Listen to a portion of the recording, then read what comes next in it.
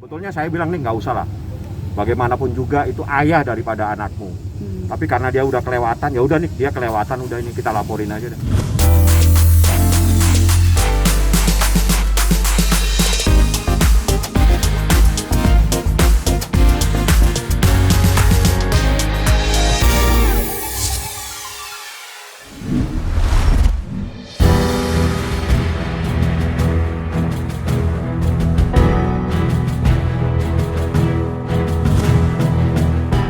Tampaknya, kehidupan Nikita Mirzani memang tak bisa lepas dari kasus hukum.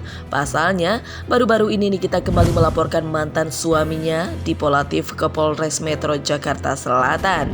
Meski keduanya telah resmi bercerai pada 25 Februari 2021 lalu, rupanya permasalahan hukum di antara keduanya belum juga berakhir. Nikita melaporkan Dipo terkait dugaan kasus penelantaran anak hasil pernikahan sirinya dengan Dipo pada 18 Februari 2018 lalu yang hanya berlangsung selama 6 bulan. Apalagi penelantaran tersebut dilakukan Dipo sejak putranya Arkana Mawardi masih berada di dalam kandungan Nikita tahun 2019 lalu. Usut punya usut, rupanya laporan Nikita tersebut merupakan buntut dari ulah sang mantan suami yang kembali mengungkit penggelapan mobil yang sebelumnya ditudingkan terhadap dirinya. Pasalnya, baru-baru ini Dipo mendaftarkan gugatan pra-peradilan untuk kasus penggelapan tersebut secara tiba-tiba.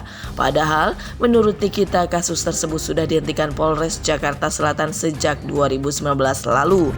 Lantaran kesal dengan hal tersebut, akhirnya Nikita yang merasa terganggu pun didampingi kuasa hukumnya memutuskan untuk melaporkan Dipo serta menyebut jika dirinya siap untuk menjerat Dipo dengan kasus hukum lainnya jika tak berhenti berulah.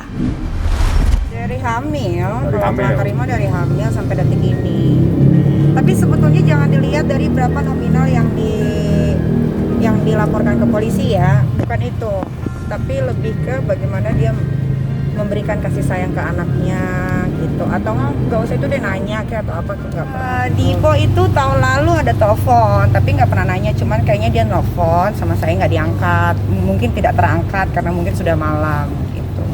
Nggak pernah nanyain soal anaknya gitu, sama Kak? sekali nggak pernah. Samsek sebetulnya karena pertama dipicu, karena kedua ini adalah berjuang untuk anak ya, biar anak aku nanti kalau dewasa tahu bahwa mimpinya sudah berjuang sampai seperti ini gitu.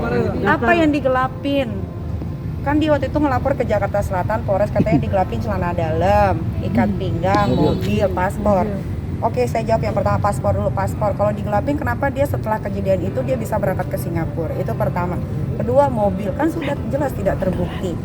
Sampai di SP3 sama polisi, kan polisi tidak mungkin serta-merta mau SP3 kan kasus kalau buktinya tidak kuat gitu. Apalagi yang mau di itu, ya silakan buktikan kalau memang saya menggelapkan mobil yang rongsokan itu masih malahan berlian saya dibanding mobilnya gitu. Jadi silakan buktikan ya. Buat saya tudingan penggelapan itu sudah selesai, itu hanya dibuat-buat rekayasa semata untuk jadi suatu berita.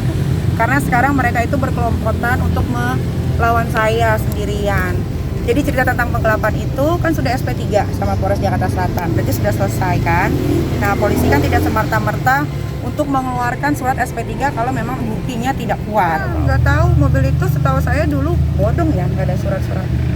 Ya karena pihak mereka sebut BPKB-nya di tangan mereka kan itu? Iya, itu BPKB kayaknya baru dibikin setelah dia melaporkan saya ke Polres Jakarta Selatan. Yang saya tahu mobil itu bodong. Kenapa saya bisa bilang mobil itu bodong? Waktu itu dia ngoprek-ngoprek mesinnya itu loh, dikerok-kerok gitu nomor mesin untuk dijadiin BPKB gitu. Dan harga mobil itu saya tahu dulu 2 tahun lalu 98 juta, tapi nggak tahu sekarang mungkin udah 50-an kan. Malah Dipo itu masih punya utang sama saya sebenarnya, tapi saya nggak mau tagih karena dia nggak punya uang. Jadi ya udah saya ikhlasin aja. Tiba-tiba kemarin 2 hari yang lalu mencuat lagi berita penggelapan, ya saya jadinya mau nggak mau ya harus ngelaporin dia juga biar berimbang. Laporan Niki terhadap seseorang Dipo tentang penelantaran anak ini juga untuk pembelajaran. Jadi jangan menelantarkan anak. Walaupun Anda bermasalah, itu ada kewajiban. Kewajiban itu bukan persoalan nafkah secara lahiriah, tapi nafkah batin. Kasih sayang seorang ayah itu wajib. Begitu sebaliknya kasih sayang seorang ibu. Jadi ini pembelajaran semua. Kita laporkan supaya jadi pembelajaran kepada masyarakat. Jangan coba-coba Anda bermain-main terhadap anak Anda sendiri. Nanti persoalannya adalah persoalan hukum.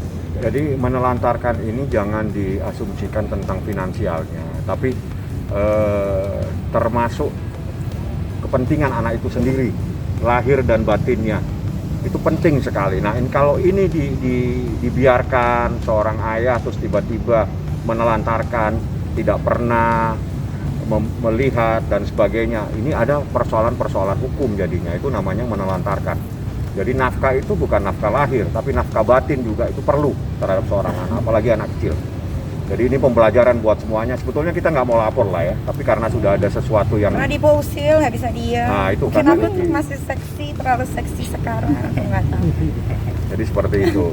Jadi saya luruskan saja ya, biar nggak simpang siur. Jadi ini ada harta milik pasangan suami istri.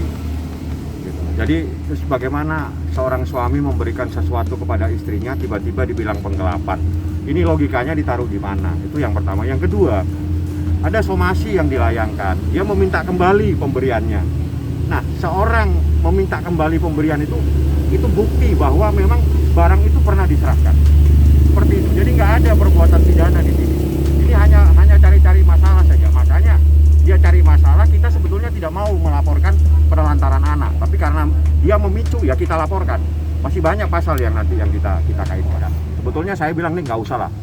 Bagaimanapun juga itu ayah daripada anakmu. Tapi karena dia udah kelewatan, ya udah nih dia kelewatan, udah ini kita laporin aja deh. Gituin aja.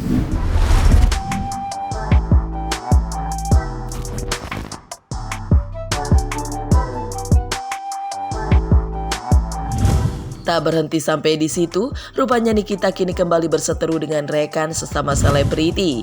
Baru-baru ini, Nikita terlibat konflik dengan Dewi Persik alias DP yang tersindir dengan ucapan Nikita kala memuji Dennis Cadel yang sebelumnya berseteru dengan DP namun tak pernah mengucapkan kata-kata kasar dan kotor. Meski sebelumnya telah berucap tak ingin kembali membuat sensasi seperti berkonflik dengan selebriti lainnya, namun rupanya kali ini Nikita merasa harus sedikit meladeni DP. Pasalnya, DP yang tersulut emosi pasca tersindir balas menyindir Nikita dengan menyebut jika ketiga anak Nikita memiliki 3 ayah yang berbeda. Hal tersebut sontak menyulut emosi Nikita yang tak pernah suka jika anak dilibatkan dalam perseteruan orang dewasa. Dia kan berantem duluan nih sama si Cadel, ya kan. Tiba-tiba gue diundang ke salah satu stasiun TV talk show yang ada Ivan Gunawan, Ko Ruben, segala macam. Terus Ko Ruben bilang, ini bunga dari Dennis ya? Oh bukan, ini bunga dari pacar. Terus gue bilang, oh Dennis tuh hebat loh, walaupun dia berantem dia nggak pernah mengeluarkan kata kasar. Besoknya gue disikat sama dia. Dan gue diemin kurang lebih selama 1 bulan. Kenapa gue akhirnya jadi harus membalas? Karena dia membawa-bawa anak gue. Dia bilang katanya anak gue 3 anak 3 bapak. Gak usah dikasih tahu, satu dunia juga tahu anak gue beda-beda bapaknya gitu loh. Oh dia ada WhatsApp. Saya balas, apapun kata dia saya balas, apapun kata dia saya balas, gitu aja terus. Jadi makanya kalau setiap orang yang ribut sama gua, kan gua udah bilang harus pakai taktik, jangan asal emosi gitu. Jadi kelihatan nanti bodohnya atau apanya. Wah tidak penting buat saya, teman-teman saya lebih penting dibanding dia. Tapi nggak ditanggapin nih Kak? Enggak lah, kalau saya mau nanggapin orang-orang petinggi aja, atau enggak levelnya agak turun sama yang ormas kemarin baru saya tanggapin. Sehat walafiat ya, semoga selalu dilindungi sama Allah Subhanahu wa Ta'ala.